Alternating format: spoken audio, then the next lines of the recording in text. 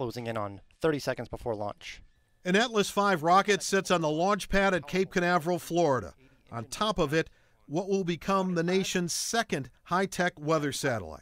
They moved it over to the east to see the east coast. Ours is going to show the west coast. The National Weather Service office in Seattle can watch the launch clear across the country, and this second GOES satellite will become known as GOES West, and a key piece of its job, monitor Pacific storms that slam into us in the Northwest. They evolve as they come at us, and we'll be able to see much better how that's happening and a better idea of how things may change. Brent Bauer is a hydrologist, a forecaster specializing in things like flooding.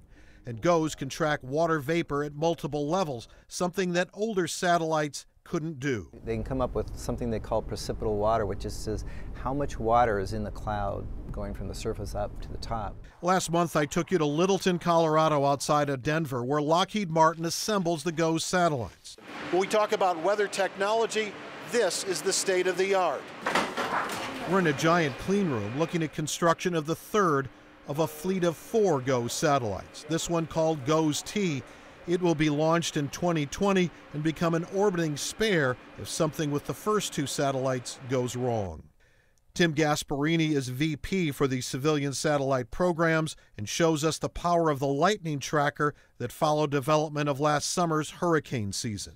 They've never been able to see the lightning in the eye wall before. And there's some theories about lightning and eye wall and the intensification of storms that they can now see. They can now better understand the intensification of hurricanes just because they can see the lightning in there. 3, 2, 1.